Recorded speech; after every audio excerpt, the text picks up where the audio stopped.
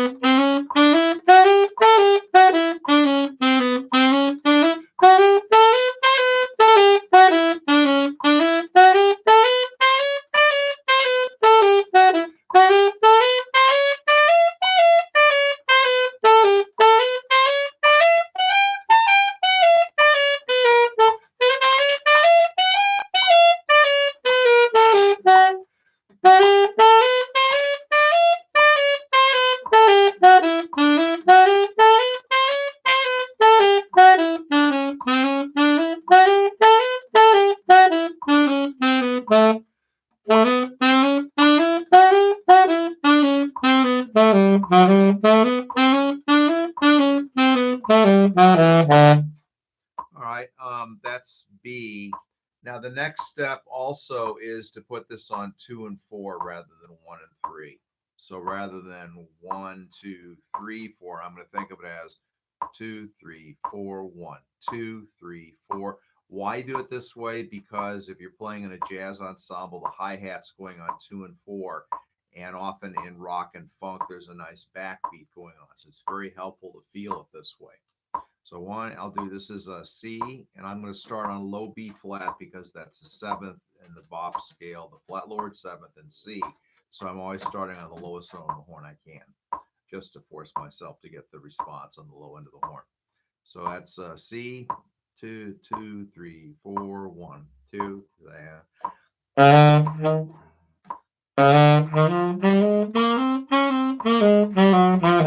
Do it again.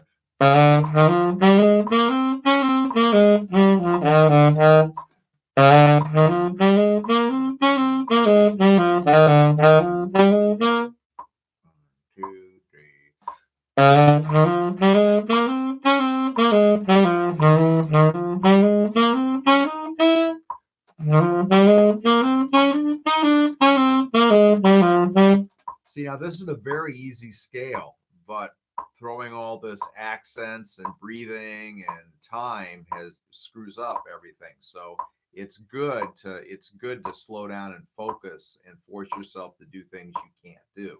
So that's what I'm doing with this. 2, 1, oh.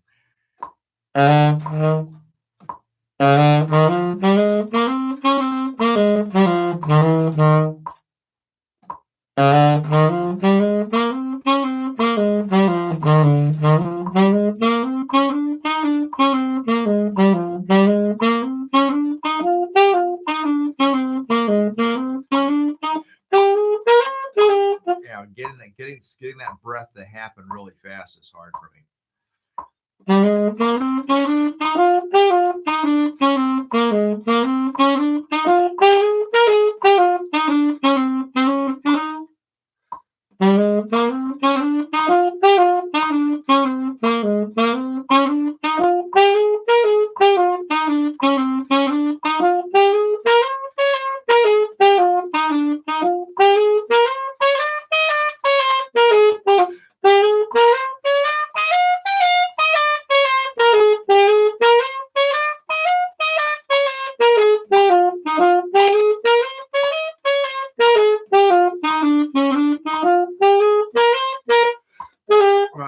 Yeah, I did. I run out of breath and I can't catch it quick enough.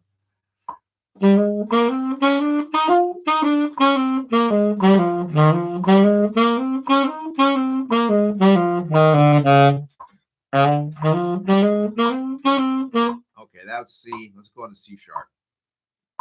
All right, C sharp. See, the reason, I mean, I could stick on C, but the honest what's throwing me here is the rhythm itself and getting the breath at the right time. It's not the scale, because I can play the C scale really quickly. So I'm going to go ahead and get through all the keys. So here's C sharp, starting on low B.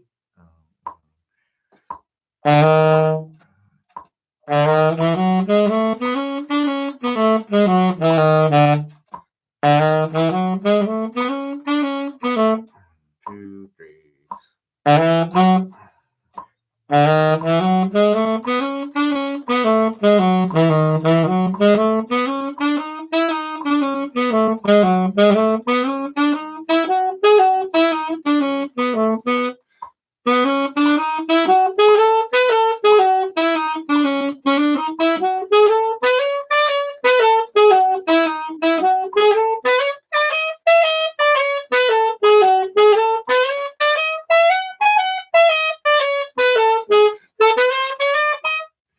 Catching that breath kills me.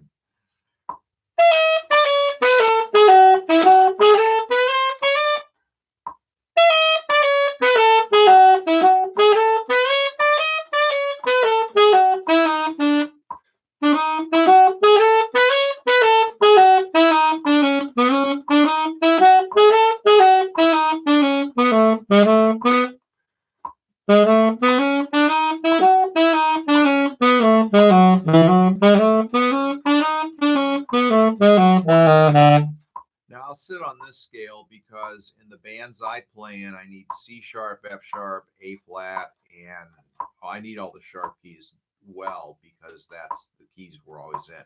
So I'll sit on the C sharp for a while too.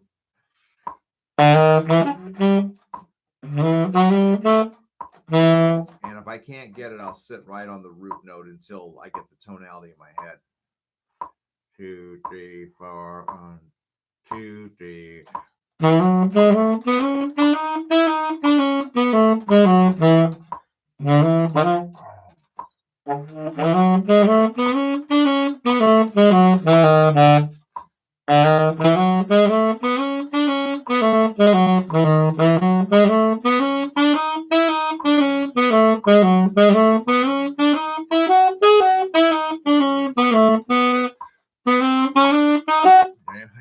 Messed me up again.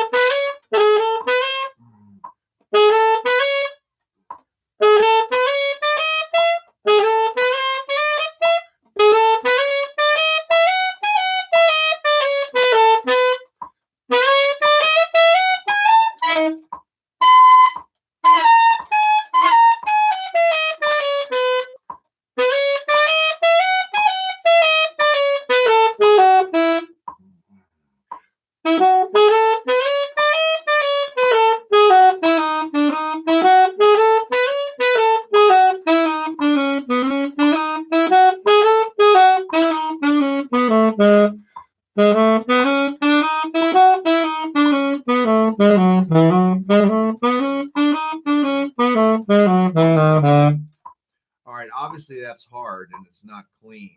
But that's the essence of practicing. If I played everything fast and correct, I'm not really working on anything. I'm just repeating old stuff. I'm going to go up a notch with the metronome because I'm getting the easier keys. Now this is D, and I'll start right on D.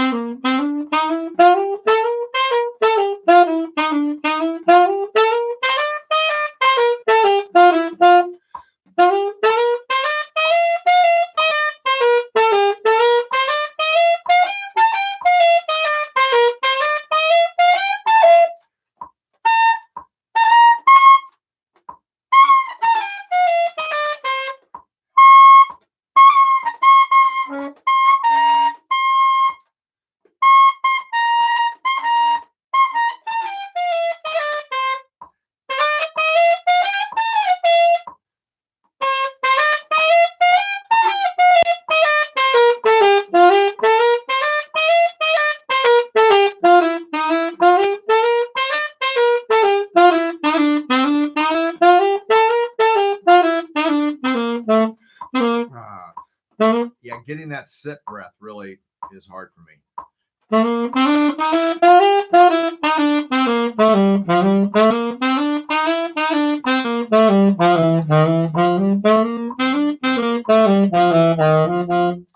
All right, E flat.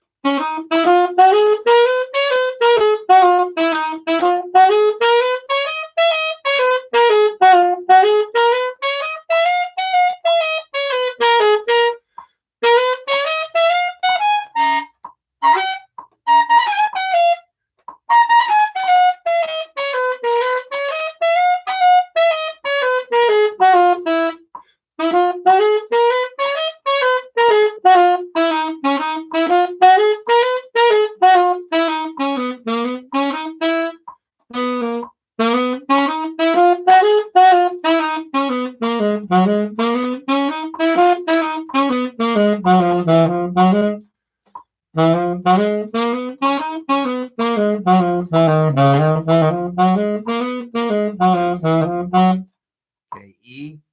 You know, I'll never forget. Years ago, I took a online lesson. It wasn't really Skype because Skype didn't exist then, but it was with Steve Neff, and man, it was a great lesson. He said you should focus a lot on the Mixolydian bop scale and a lot of the patterns in his book, and he was right. This goes back probably, I don't know, 7, 8 years, and he was right.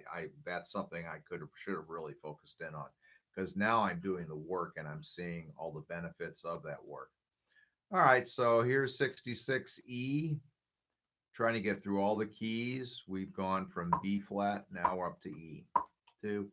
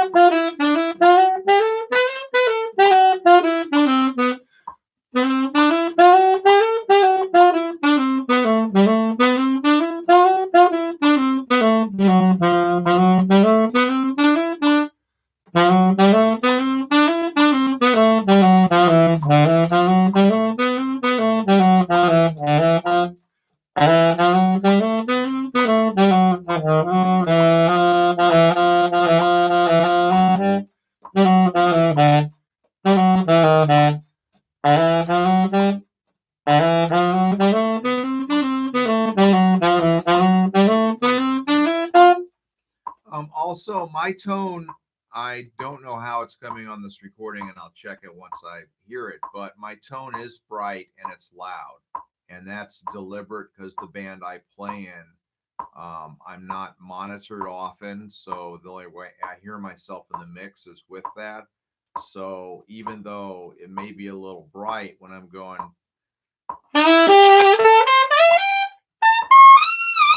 I mean, that stuff, it sounds good within the band context, even though it's right here. So just to explain.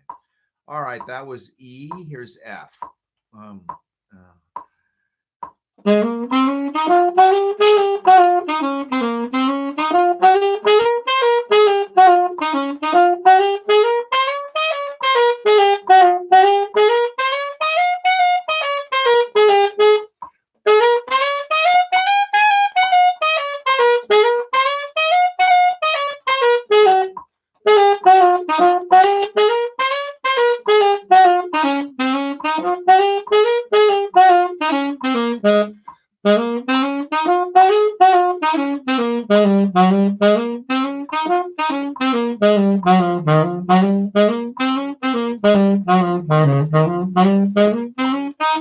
all right, F sharp.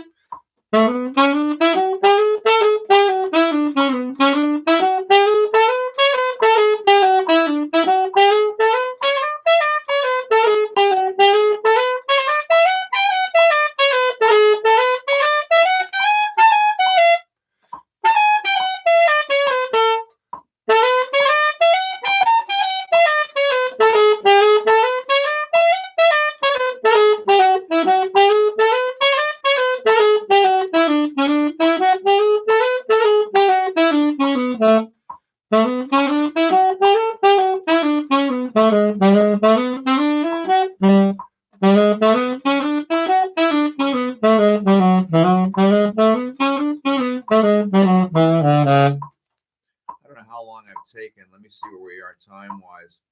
18 minutes. Yeah, normally I get through all my major scales in about 10. I probably don't work on them as much as I am in this video.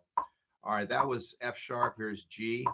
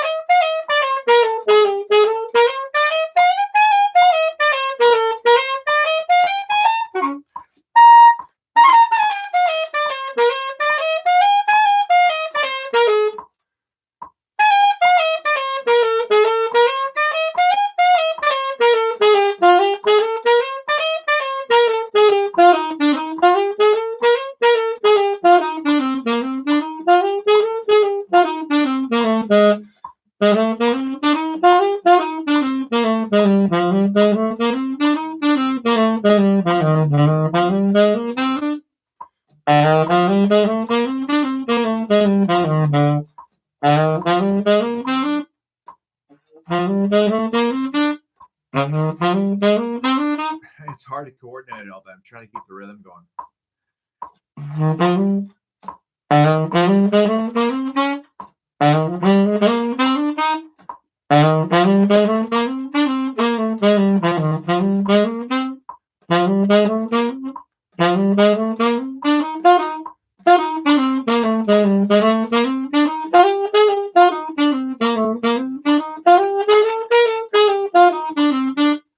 All right, that's G. Now A flat.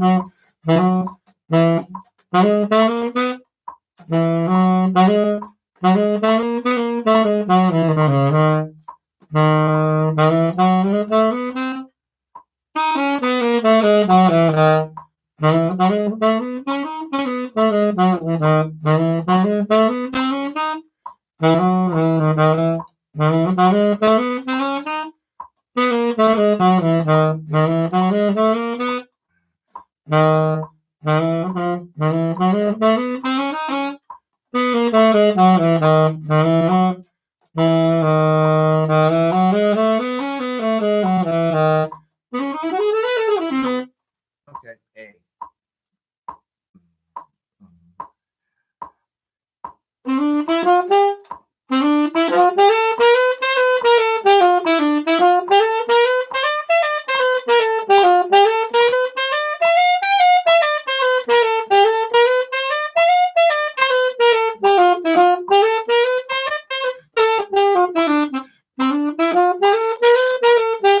Almost did it.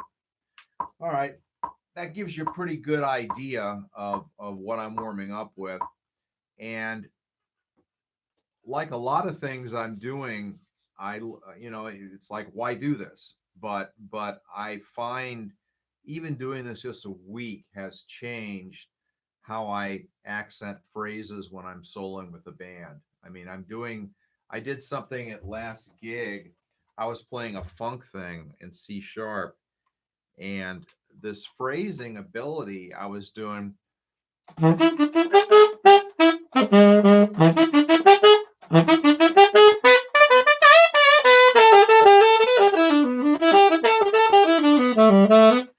And I had more facility than I've ever had before. Plus, the time was locked better than it normally is. So, that's my goal always, is to improve something a little bit within the course of a practice session.